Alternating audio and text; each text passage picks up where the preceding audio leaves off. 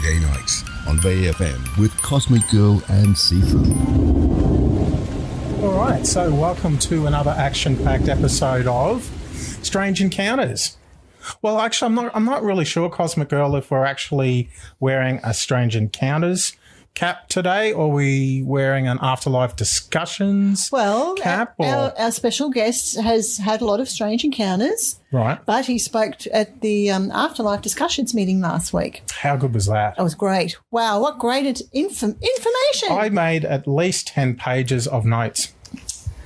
That's actually triple what I usually make at these things. Is it? Yeah. Wow. I didn't even know I knew those words. You didn't even know what you didn't know. I didn't know what I didn't know until somebody asked me. And then I knew. Or he spoke and you That's thought, it. I don't know that. Stop it. So what an interesting person Jamie is. And we have Jamie with us live in the flesh in the studio today. How are you, Jamie? I'm fantastic. Thank you. Thanks for having me on your show today. Mate, it's a pleasure. And the story of, I guess, your journey and your experiences from the age of 3 in South Australia, absolutely mind-blowing. Would you agree, Cosmic Girl? I think so. And I was really interested in what you were saying about the spirit entities and the different things that were affecting you. Yeah. And you said you had a traumatic childhood. Yeah. Now, my ears pricked up when you said that, because I've spoken to a lot of people who report alien abduction experiences. Right. And, I mean, lots. And they many very high percentage of them have had traumatic childhoods. Mm-hmm. So how do you think that fits together with the alien abductions, the traumatic childhood, or people who have strange encounters like yourself? I feel around trauma, it's probably really interesting to mention how trauma does affect our lives. And I want to relate that back to how we are as energetic beings. And trauma at some level there opens us up on some level to being sensitive to energy. And I feel people that have experienced or do experience trauma, both at a physical, mental, emotional and spiritual level, allows them to perceive the world differently and see it through a different lens or a different set of eyes. Mm. So not only can it be viewed as something that, for a lot of people, their trauma is a thing they carry with their lives from a victim point of view, I see it as an opportunity to actually open up and experience life in a different way and see it the way it really is. Yeah, well, I've sort of come to observe that trauma seems to open a portal to other dimensions and things can come and go through that. What's your experience with that? Yeah, trauma for me, I feel, with the injuries that I've sustained at a conscious and unconscious level, has been an opening for other influences from other worlds to actually step in. And I was very influenced by a lot of these astral entities and other worldly forces, both consciously and subconsciously, through a lot of the experiences I had previously in my life that actually opened me up to the awareness and understanding from other worlds. And when they came in and actually started to influence me, yeah. Mm. And that's sort of, you were mentioning too last week that those experiences can create rips and tears in your energy field. Right. And that's what these things like discarnate entities or ancestral spirits or all those sorts of things that can cause harm and havoc, that they can attach through those. How does that work? Well, the way that this works basically is once we're compromised energetically through our astral fields or the webbing on the chakras, basically these influences can step in and start to affect us on a psychological level or emotional level. Most of us are affected on an emotional level, where we'll find that we'll be experiencing high levels of stress, anxiety, worry, fear, anger, aggression towards others. These energies work in both worlds, but they also can assist us to actually learn and grow from those experiences. So as I described last week on the show, with these forces, is that they're actually assisting us to actually evolve and grow consciously. They're not there just to impede our journey or to harm us. They're actually walking beside us and assisting us in our own personal growth. So what we are not really conscious of is our behaviour, and a lot of the times what people will do is they'll tend to use coping mechanisms to deal with these influences and not really understand what's going on in their lives or with themselves. So people will turn quite naturally to medication, drugs or alcohol to actually Netflix. Netflix turned to Netflix. Do you know, that's probably one of the greatest things that you can use, actually. I find Netflix to be a really effective coping mechanism. I know, right? And so, a huge distraction from how you're actually thinking, at that level. But Jamie, something that you said that really struck with me, and I don't know if I'll get this right in my head, but you said something along the lines of not everything that happens to us is of our own doing. Right. Is that, I've sort of paraphrased that a little bit. Could you probably, can you explain that a little bit more for our listeners? Because I guess it's all about, whilst we're, conscious creatures that, are responsible for our own decision making, what you're alluding to, are there other forces at play there that may actually have a hand in what happens to us and influencing us in the choices and the decisions we make. Is that correct? Absolutely. So from my perception, I believe that everything's by design. Before we incarnate, we actually have agreements in spirit. Contracts is the term that I use. And a lot of people's understanding that are aware of soul contracts, they actually play out in both worlds. And I do believe that with forces in spirit, they actually have their own contract and part of the design in spirit to be working with us or against us or for us. Really? For our own evolution as well. Well, don't you remember, wasn't it last week we talked about Close Encounters and the Jinn?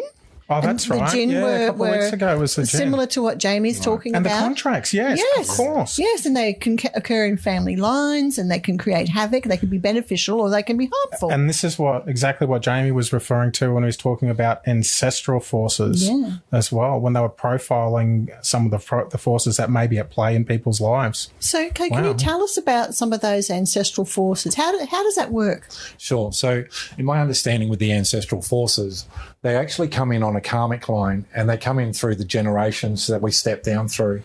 And they work through the spiritual line energetically, and then they actually work down and step into the physical body as well. So these forces actually are at play at the DNA level and at the cellular level.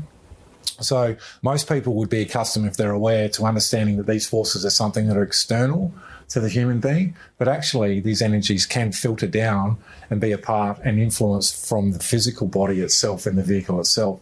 These ancestral forces can be contractual or karmic. They can be soul agreement or soul group forces that are actually at play. And one of the interesting things about these ancestral forces, and when we come to clearing these forces, is actually if one member of a soul group clears one of these ancestral forces or karmic debts, every member of the soul group is cleared. And it's a domino, like a domino effect. Exactly right. Yeah. And they do not have to do the work themselves because it's set up contractually in spirit that as a group, when one member does the work and clears the ancestral line or information or influence, that every member in that group then receives the benefit of that.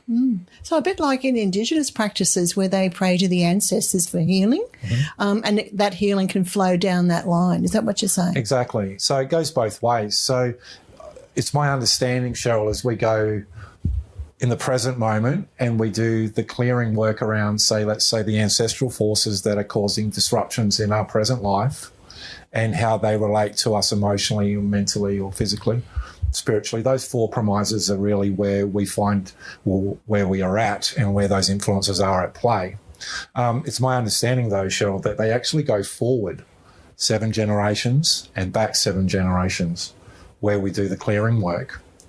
So in my case, with the experiences that I've had through these ancestral forces and karmic influences through my father's line that have been stepped down, they were in play at the emotional level for me and a big part of it. And they were showing up through anger and jealousy and pride, for an example. One of the interesting things around this is I'm doing the clearing work and have just done the clearing work around these forces and removed them from my fields of energy, that now my sons will actually benefit from this. Yeah. So the lessons karmically and ancestrally will not be in play or influence them as severely as they have in my life.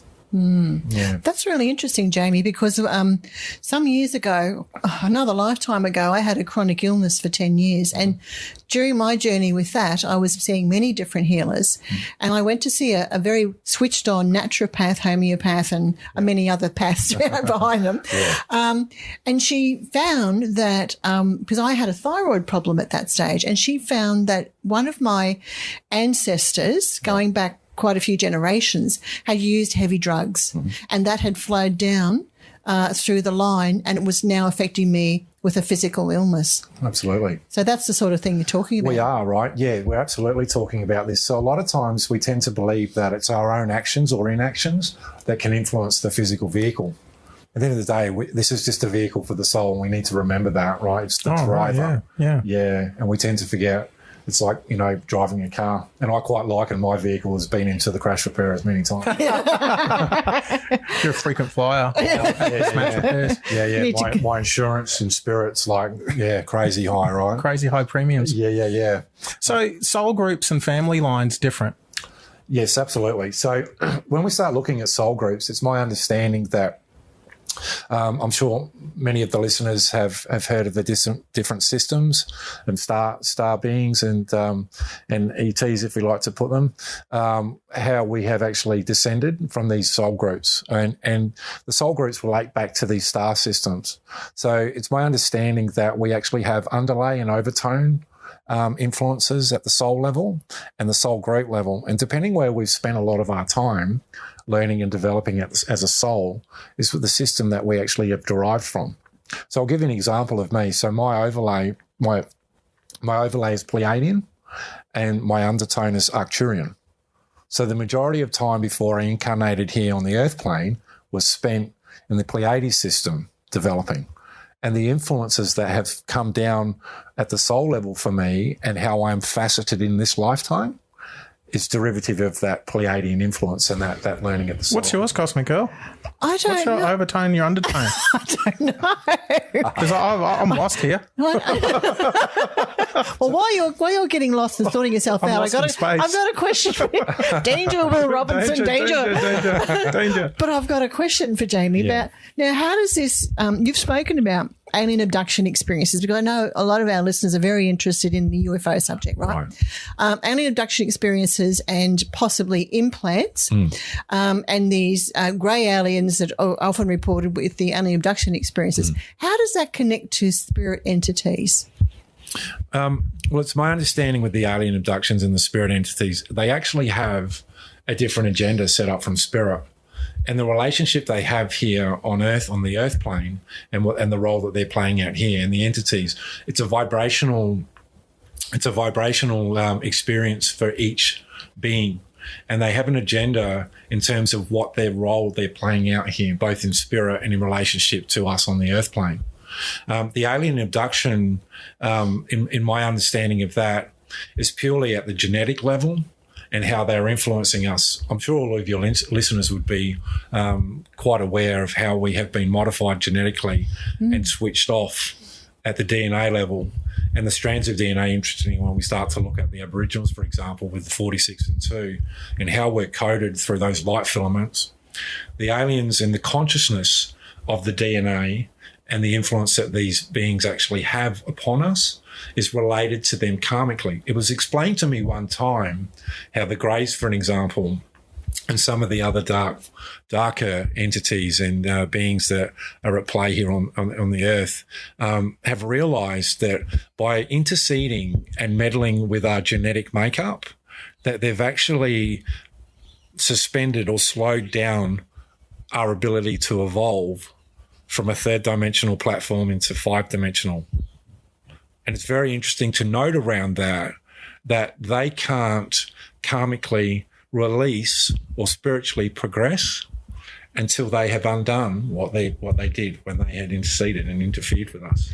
That's really interesting, because a lot of the reports that I received, especially through the 90s, and we're talking hundreds and hundreds here, were of, and we spoke about this in one of the earlier programs, Sifu, where with alien abductions, sometimes females are taken on board a craft, and they're given a sickly-looking child, almost you could describe it as a changeling, but it has human-alien mix of genes. You can see it by looking at the child, and they're quite sickly. So the aliens put these young hybrids to the breasts of the women, thinking that that's going to make them better, basically. But a lot of the times they're reported as being like children that are, well, they don't say soulless, but also almost like that, that there's something so missing. So and some people have said it's because of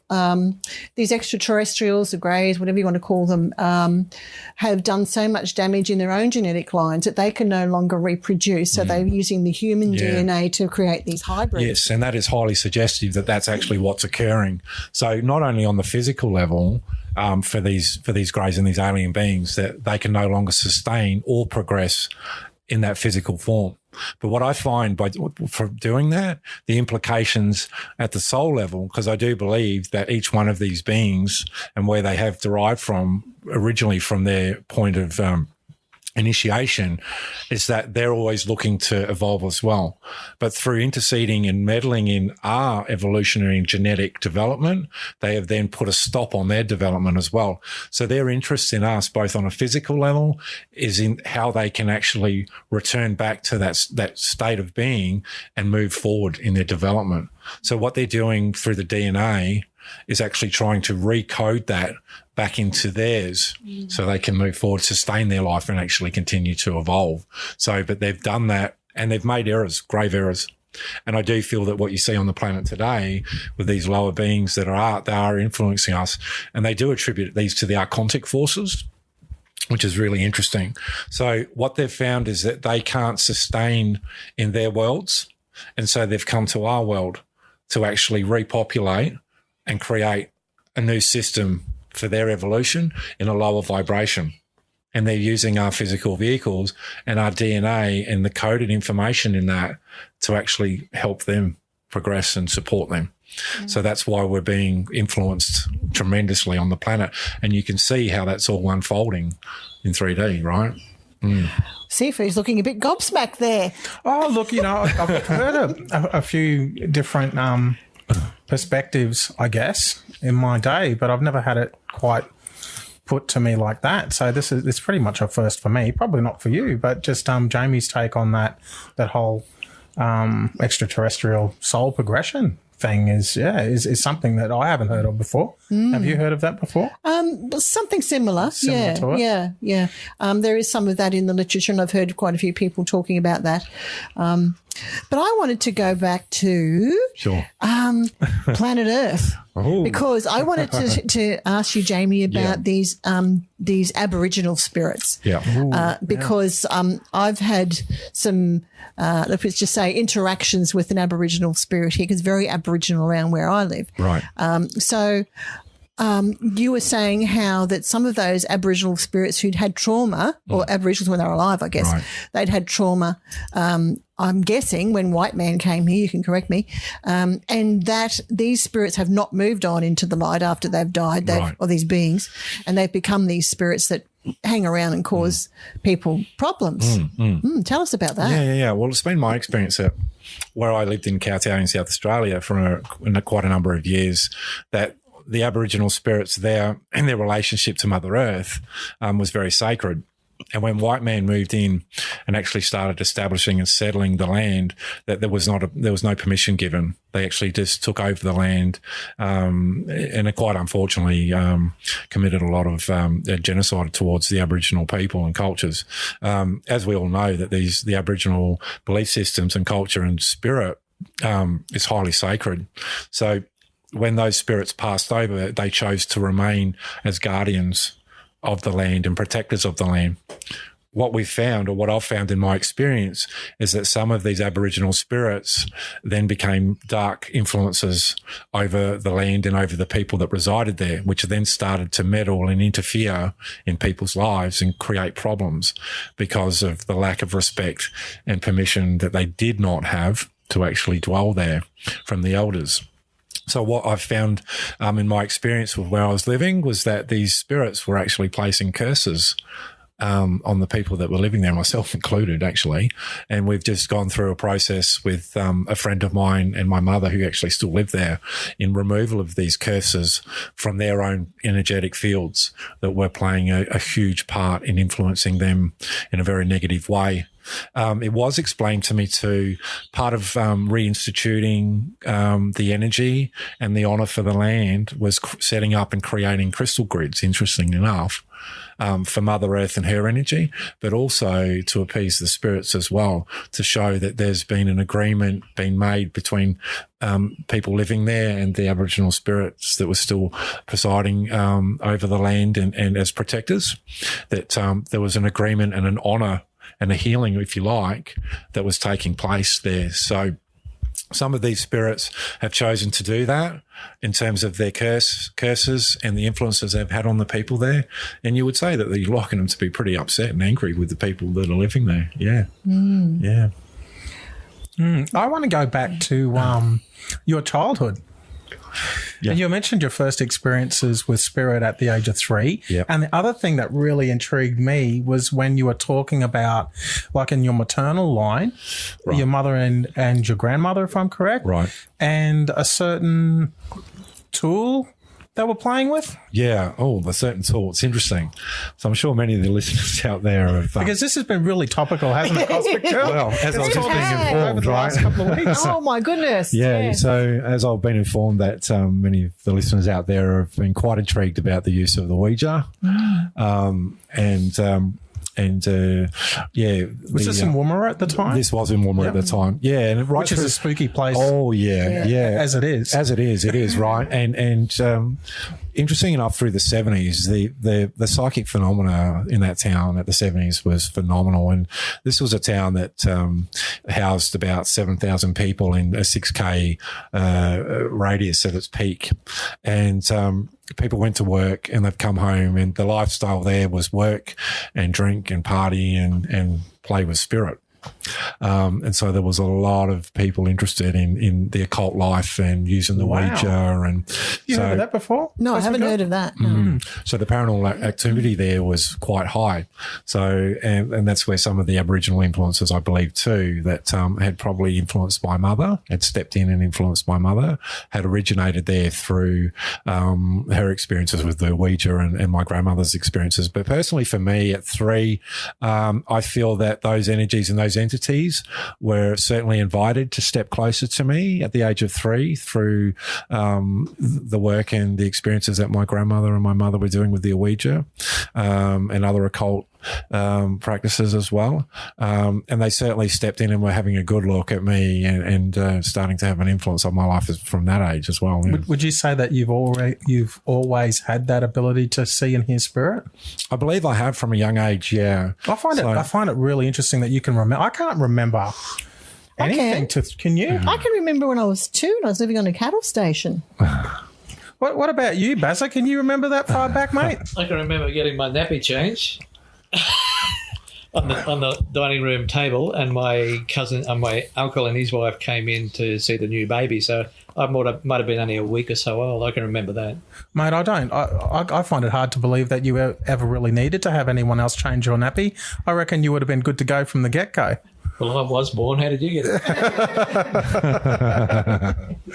All right. So from the age of 3, you were listening to and speaking to spirit. Wow. Yeah. So there were three entities that stepped in, and my mother recalls quite clearly how she would see me propped up on the end of the bed, having these discussions at the age of 3 with a very limited vocabulary, but still being able to point out that there were 3 beings that would regularly come and visit me in my room, and I would see them. She described the experience on many occasions to me where I wasn't frightened. I was very open, receptive to these beings. And today, Did she see them as well? No, my mother unfortunately couldn't see them. But interestingly enough, today, with my ability to be able to see, has stepped down through my mother's line. But wow. I just at that time, I don't believe that she was able to do that. But she was observing me, talking to spirit. Yeah. Ooh, bit of thunder, bit of lightning. What's going on here? And the number 3 is sort of something that has kept coming up throughout your life. It has. And I'm just referred to one of my many pages of notes here. When you were, when you were 21, you met somebody You met a gentleman who you described as a dark magician. I did. He was a dark magician. His name was Michael. And I earlier in my talk last week, how I spoke about how dark forces and entities can cloak themselves as workers of the light. That's really interesting. That was another thing I found really interesting. Yeah, very interesting. And interesting enough, that can actually happen in human form as well. And at that time in my life, I was still very much trying to understand my psychic and spiritual experiences in terms of the paranormal and what had been happening. And this individual had stepped into my life, and who I had thought was someone that was actually working to help with you. and from the light. Wow. Yeah, but it was quite the contrary, actually. So this individual was a dark magician who had proceeded to put spells and hexes on me. And interesting enough, they had shown up in physical form on my body as marks. It was a dual thing, though, I believe, as that was happening. I also had messages from spirit in the forms of crows that were appearing and trying to gain my attention and show me that there were other things that needed attention. Can I ask you what the shape of those marks were? Yes. Yeah. So they were elongated shapes. So they were oval in shape, and they were about half the thickness size of a pen, and they were in the shape of an L. An L? An L shape, yeah. So one on top of the other with another elongated shape off to the side. And they were present on the inside wrist of my right hand. So at 21, when that was happening, those marks appeared out of nowhere while all this stuff was happening with this magician, yeah. How do you relate that to, say, something like stigmata? That's an interesting thought. I didn't experience any pain with these marks, but I do feel that they were a metaphysical manifestation of the forces that were at play around me. But I feel that this was a dual thing as well. I feel that at that time, 3 forces, darker forces that were being influenced and actually projected at me from this magician were in play, but 3 of my guides from when I was the age of 3 were actually in play as well, protecting me from what was actually really happening as well. And at this time, I was really not aware. But in terms of the stigmata, you could certainly relate that to a manifestation of a spiritual influence from spirit. Absolutely. Yeah. There's something that you were saying that struck me as well, is that you said that most of us are carrying with us these spirit entities. Yeah. And then you use the whole Christ and Calvary analogy example where if you could psychically view what was going on at the stages of the cross, you would see Christ's demons attached or chained alongside. Is that right? Yeah. Well, that's an interesting analogy. Yes, it is. And that was interesting enough just described to me by my teacher not long ago with the experiences that I was having in terms of these entities and beings being removed from my fields of energy.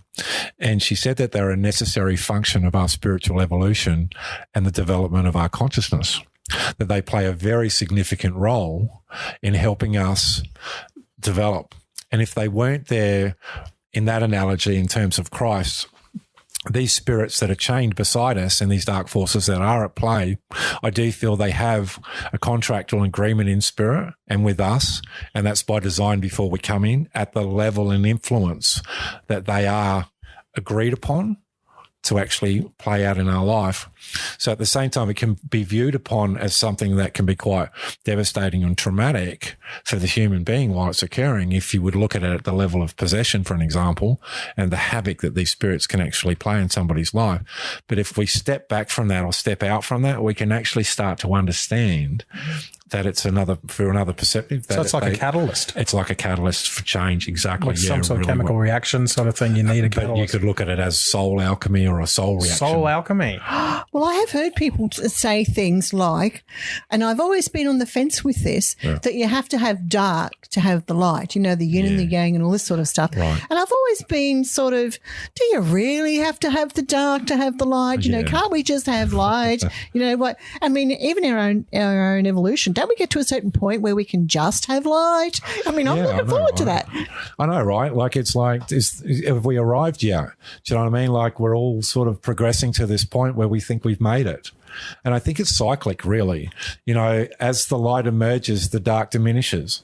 And it's cyclic. And again, it's another cycle of evolution and growth. Well, if you're talking about ancestral lineage Yeah. and soul families, you're talking over many, many generations. So, Oh, yeah. so that adds more dimension to that. It as does, well. right? The balance stretched out over generations. Well, it does. I mean, and we can span that understanding and awareness right out from just not just the ancestral or soul group generations, but to the evolution of a system. And if we start to look at Earth as part of a system, then we can sort of look at the evolution of a system as well, which brings into focus how the other entities and star beings and ETs and things like that are certainly in play in the game of evolution as well. Now, you've talked about ancestral spirits, Aboriginal spirits, aliens, basically. What other types of spirits can attach themselves to us, apart from the ones... Well, actually, just tell me, because I've forgotten. Yeah. Yeah, there was a lot. There was a lot. So, I mean, some of the ones that I'd just like to quickly touch on through my experiences. We do have Thunder and lightning out there, Cosmic Girl. I know. What's going on? Yeah, this nice is break scary. there. So it's fantastic. So the 3 lines that I spoke about last week were through astral, ancestral, and other forces. And for those of you out there that are listening, some of the forces that can actually step in and influence our lives energetically and actually come into the physical in terms of how we think and how we feel would be anywhere from ghosts to dark forces, poltergeists, negative energies. We could be experiencing anything from the nature world around the Devic kingdom with gnomes and brownies, fairies, for example. A lot of people tend to think that that's all on the light side, but we can actually have shadowy, dark experiences or influences coming through from those beings as well on the earth plane, which is kind of interesting. We tend to hold all those in a nice, pretty sort of light, but again, they can still have an influence on us that is not, entirely desirable. Look, at the alien level, we can be implanted. One of the things I found interesting enough when I just had a clearing done was I had a tube that was implanted through my etheric body at my lower spine through L1 and L2, which was causing a lot of lower back pain. And that was removed. And interestingly enough, I found a noticeable difference in my pain in my back almost diminished completely. Wow. Again, a tube that can actually harness life energy from me. Okay. A friend of mine that, again, has just had the experience of a clearing happening, actually had streams of light that had attached to his solar plexus, and he was being drained of life force energy by these forces from his solar plexus. And that was why he felt the way he did, like his life, he just couldn't move forward anymore and was so completely drained. Look, we can have alien implants in the devices that they place into us. The past life spears, daggers and knives from curses and spells that have been spoken and directed at us from past lives. That's really interesting. That was another thing that pricked my attention when you spoke about curses and what an actual curse we could take an actual curse to mean. Can you just quickly go through? Because there was some stuff that you were saying that you go, yeah, I think I do that at least 6 times a day. Not on purpose, surely. Well, no, but just some of the language that you said and some of the intent behind the language. And I think really we underestimate the power of what we say and the emotive content of it. We do, absolutely, yeah. I think most spiritual traditions talk about the power of the spoken word and how you have to watch what's coming out of your mouth because it's in your mind first, isn't it? And then it comes out of your mouth. And it's like we're creators too. We create things too. We do, right? And that's one of the interesting things that I find here, just before I'll, give you some information on curses, but we come in threefold. The 3 is so crucial, through Christ, the Our Father and the Trinity, Son and the Holy Spirit. But again, this threefold aspect of how we create, we experience, and we either heal and integrate forms the progression and the evolution of us as an individual and as a whole. And we can step that out from the smallest macrocosm right out micro to the macrocosm. It's interesting. It's 3. The number 3 is so significant in beginning, creating and completing. As we are experiencing, we are creating and we are healing, and they tend to all fold back in on each other, and they don't have one fixed point where they begin and end. So it's interesting from that level. But as we do speak, like it's said through many philosophies and spiritual traditions and through the masters, that if we have nothing good to say nothing. Yes, I agree with that. Yeah, it's really interesting. So a curse, for an example, can be something that's directed at somebody to cause them harm. And it can be a spoken word through an emotion of anger or jealousy that is actually projected at someone verbally, but it carries an energy that can actually cause a disruption in how they feel. Okay, Jamie, I'm just going to throw a spanner in the works here, just in terms of technology then. How the hell does social media work then? Because all we talk about social media, online trolling, all that sort of stuff. That's interesting. Is that energy magnified? Yeah, well, it possibly through technology? It could be, quite possibly. It was suggested to me through a psychic who actually looked at me while I was under duress from a lot of forces spiritually that were quite negative, that some of these forces can actually travel through electromagnetic fields.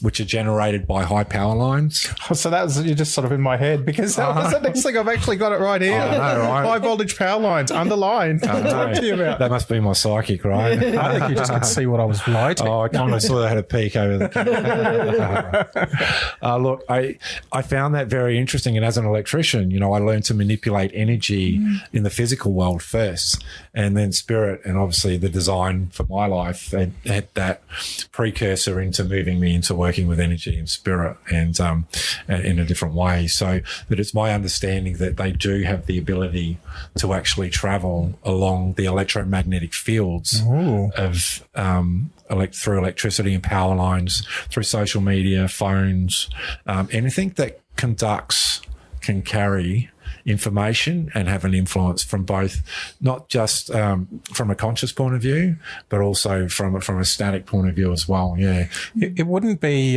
Cosmic Girl Strange Encounters if we didn't touch on a little bit of conspiracy theory. Yeah, such as which one? Narrow it down. I'm about to with the technology. Let me say 5G. Oh, yes. Oh, my gosh, yeah. What do we know, Jamie, about 5G? What are the implications for us? Oh, the implications are huge. Huge, folks. Huge on Strange Encounters. For all of those listeners out there that have an option to vote against 5G, I would be throwing that up there and out there. What's the difference? Anyone out there that's really sensitive, 3G and 5G is about an amplification of energy through the towers, right? And as we all know, we've got towers that send and receive, but they're pulsing a certain frequency to be able to transmit a signal of information. What's really happening here is that these frequencies at 5G that are pulsing the information that we use to communicate through the cellular and speak over our phones or internet, for example, actually have a really damaging effect on our electromagnetic fields and our energy fields through the astral fields, because we're a human energetic field, and they behind the scenes are quite aware that this information and this field of energy is going to disrupt us emotionally, mentally, and physically, but it's going to cause us more to the point where we'll find we'll be losing the control of our own ability to think clearly. Like a fog. Absolutely. And you talk to people now and you hear about that, don't you, Cosmic You do, Girl? and from a young age too. Yeah, like kids, they can't concentrate. They can't go anywhere without the tablet. Well, why is it that kids now have, they're very quickly diagnosed with ADD and ADHD, and even someone in my own family has been diagnosed with that. It's very strange. Yeah, it is.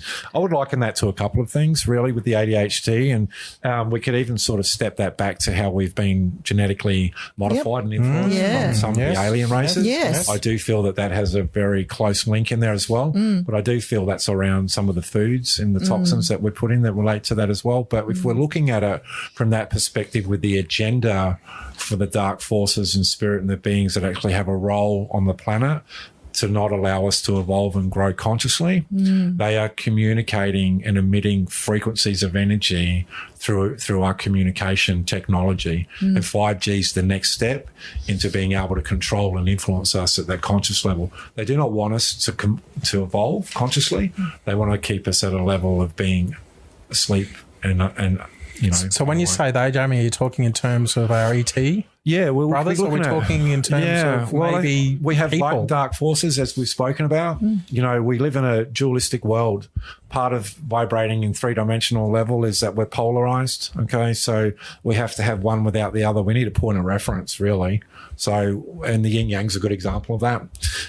Again, there's an agenda, and if any of you out there that are listening, the forces that are behind this, that are driving us from the top levels of our government, it's called the archontic forces. And these, Where does that word come from? Have you heard of that before? Did you say archontic? Archontic forces. No, I haven't heard of archontic. Sounds painful. Is that a course, like 2 or 3 courses of antibiotics? You reckon clear that up, Barry? Oh, dear. Sorry, mate. So it's interesting, and it's only a word that I had just come across recently as I was reading some of David Icke's work. Oh. He's a great ambassador, but he uses that terminology in terms of archontic. But I liken it to a collaboration or a collection of entities and beings that are here to harness the energy from the planet and harness the energy from human beings. And they're there to suspend or withhold our evolution by manipulation of our consciousness and our DNA. So these forces actually want to be able to institute a new paradigm and keep us on the three-dimensional level on the earth plane. Right. Yeah. And they're using technology as a means to do that. And you can see what's going on. And the people who are, so you're really saying these forces are working through people who are creating this technology. I am, right? And they're doing it very, they're very clever. So it's illusory. So what everyone seems to be the norm is actually, the thing that is actually causing us the most impediment. It's not normal. It's not normal. It's just a construction. It's a big norm. construction. Yeah, absolutely.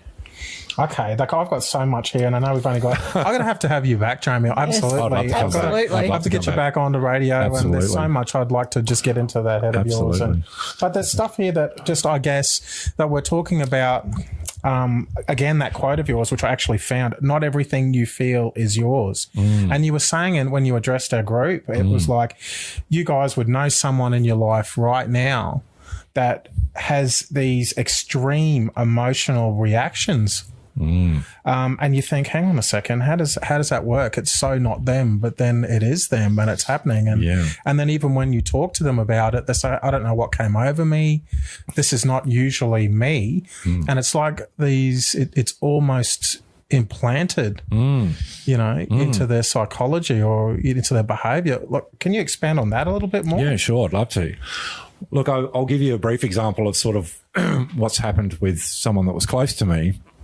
In terms of the emotion of anger, and how she had extreme outbursts of anger and really irrational thinking and behavior and verbal.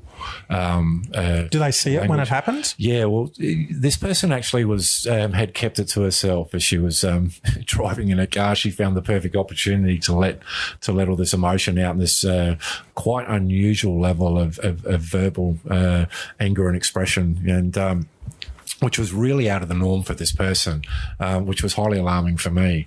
And as I started to look into this further, I found that she had multiple influences, astrally, ancestrally, and other forces and other worldly influences that were at play in her energetic fields and through her chakras.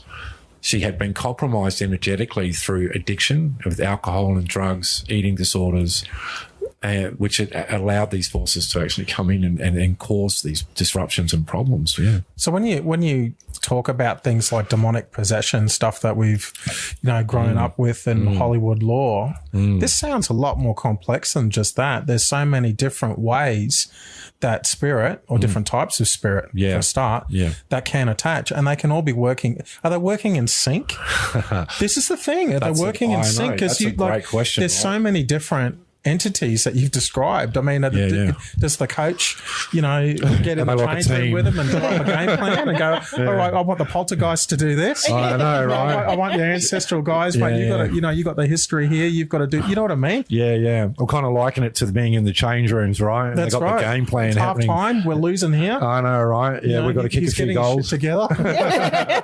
We've got to kick a few goals here. That's it, yeah. Yeah. It's interesting that you bring that up. And as a point of interest with this, I feel that every influence has its own consciousness and its own agenda, but it can work in tandem with other forces. Ooh.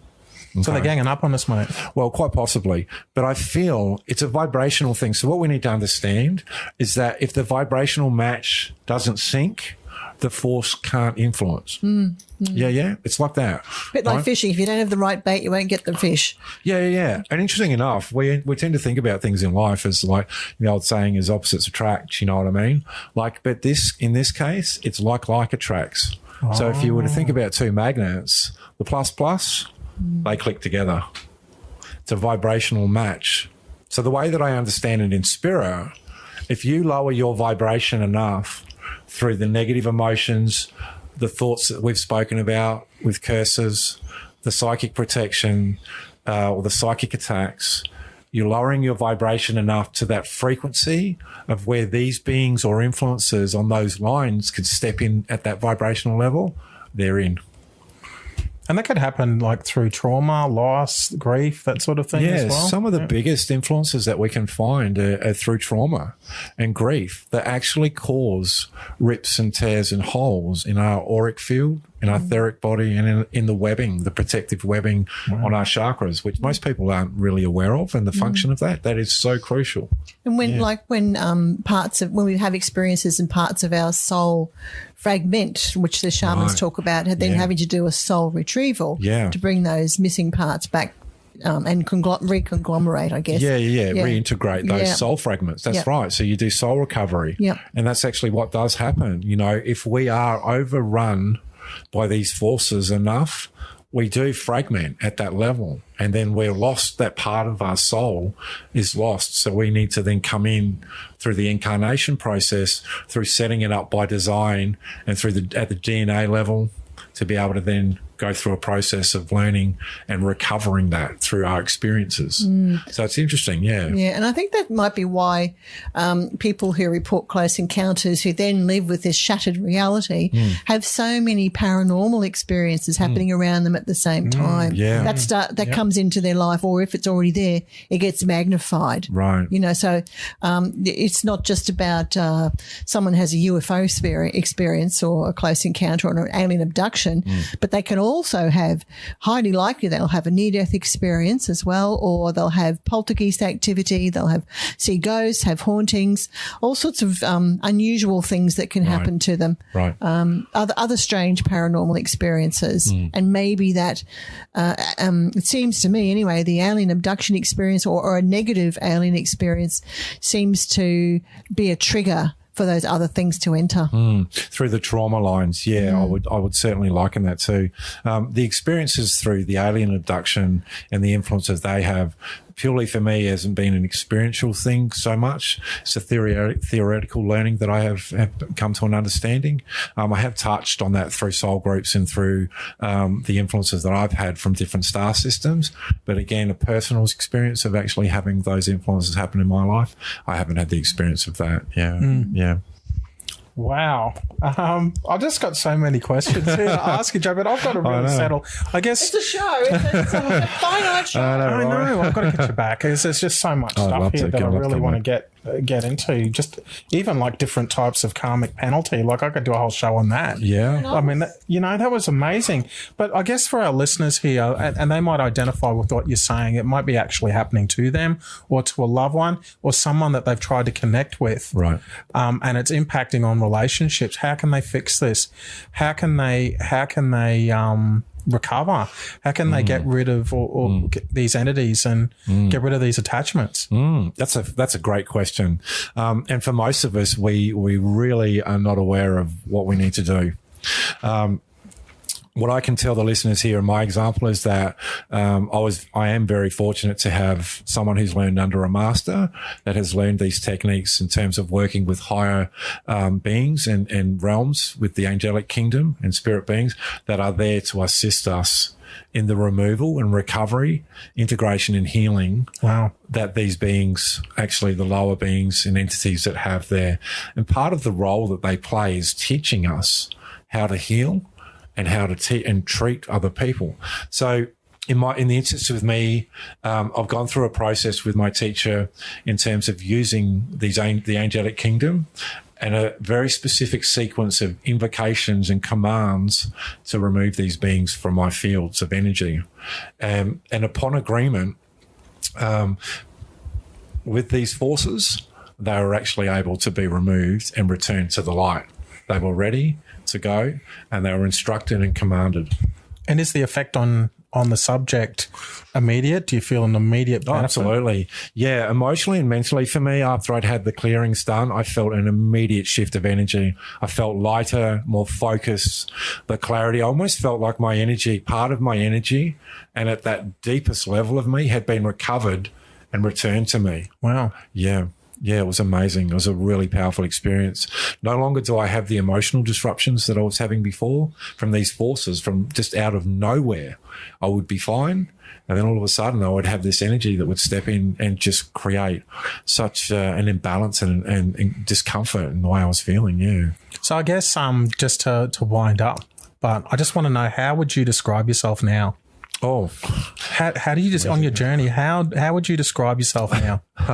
Thank you for asking. It's interesting. I would certainly describe myself from someone who's moved out of an experience of the dark night and working and that's not Batman, is it? Certainly not. You know what I mean? Like, sometimes I wish I had a cape, right? But look, doesn't everyone?